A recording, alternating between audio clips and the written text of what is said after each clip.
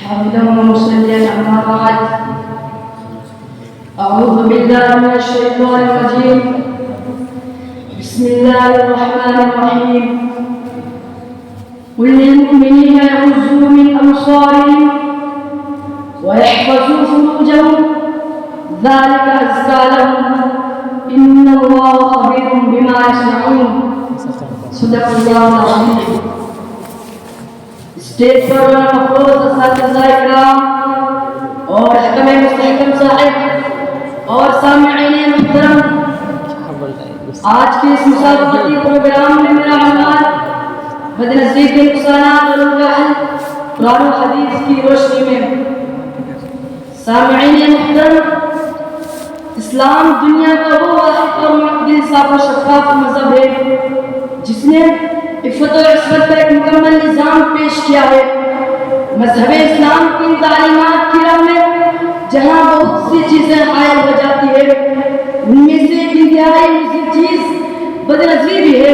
اس لیے اسلام نے اپنے متبعین کو بدنظری سے بچنے کا حکم دیا ہے۔ بدنظری جہاں ایک طرف بجائے خود بہت سنگین گناہ ہے، وہیں دوسری طرف دیگر گناہوں کا راستہ بھی۔ بدنظری کے جہاں بہت سے اسباب ہیں، وہیں معتدلی نقصانات بھی۔ چنانچہ جہاں قرآن کریم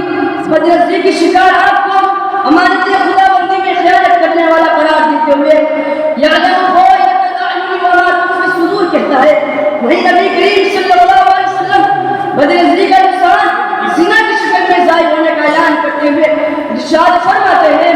ان اللہ كتب على ابن آدم حظه من الزنا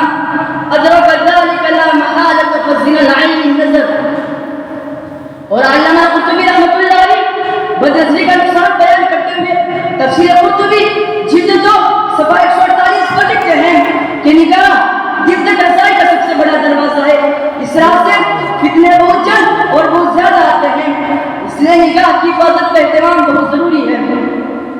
حضرت مولانا خلیل احمد صاحب قرطبی رحمۃ اللہ علیہ فرماتے ہیں کہ بدنظری کرنا قوت حافظہ کے لیے زہر قاتل کے مانند ہے۔ پیر طریقت حضرت پیر ذوالفقار احمد نقشبندی مدذلوں نے بدنظری کی اپنی کتاب حیات پاک دامی صفحہ 54-56 میں بدنظری کے 3 بڑے نقصانات کا تذکرہ کیا ہے۔ پہلا یہ کہ انسان کے اندر نفسانی خواہشات کا طوفان کھڑا ہوتا ہے، دوسرے کہ دل و دماغ متفرق چیزوں میں بٹ جاتے ہیں، انسان اپنے مصالح اور منافع کو بھول جاتا ہے، تیسری ہے کہ دل حق و باطل اور سنت و بدعت میں تمیز کرنے سے عاری ہو جاتا ہے، قوت بصیرت چھن جاتی ہے، گناہ کا کام اس کو گناہ نظر نہیں آتا۔ سامعین اکرام، تمام آیات و روایات اور اقوال کی روشنی میں بدنظری کے نقصانات کھل کر سامنے آئے، لیکن مذہب اسلام ایک جامع دستور کی حیثیت رکھتا ہے جس نے ان تمام نقصانات کا حل بھی پیش کیا ہے۔ جب ہم ان نقصانات کے حل کے لیے قرآن کا رخ کرتے ہیں تو بدنظری سے بچنے کے لیے کبھی تو قرآن کریم نگاہیں پس رکھنے کا حکم دیتے ہوئے کہتا ہے قل للمؤمنین یغضوا من ابصارهم ويحفظوا فروجهم، تو کبھی قرآن کریم عورتوں کو وقرن فی بیوتکن ولا تبرجن تبرج الجاہلیۃ الاولى کی تلقین کرتا ہے، تو کبھی پردے کا حکم دیتے ہوئے یدنین علیہن من جلابیبہن کا فرمان جاری کرتا ہے، تو کبھی قرآن کریم فاسألوهن من وراء حجاب کا حکم دیتا ہے، تو کبھی قرآن کریم اچھی عورتوں سے نکاح کا حکم دیتے ہوئے کہتا ہے فَانكِحُوا مَا طَابَ لَكُم مِّنَ النِّسَاءِ مَثْنَىٰ وَثُلَاثَ وَرُبَاعَ۔ بدنظری سے بچانے کے لیے کبھی تو قرآن کریم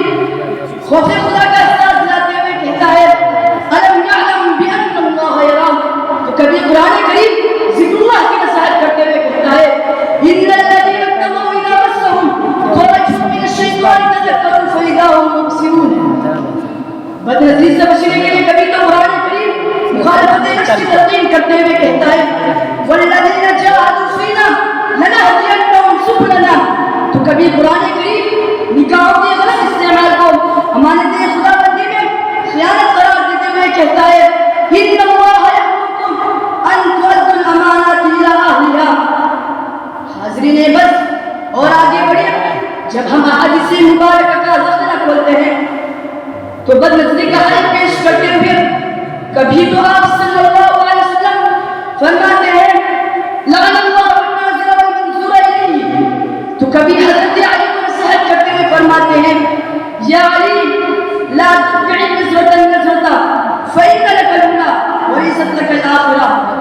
کبھی حضرت جریر بن عبداللہ حضور صلی اللہ علیہ وسلم کا فرمان نقل کرتے ہوئے کہتے ہیں امرنی ان اصرف بصری، تو کبھی حضور صلی اللہ علیہ وسلم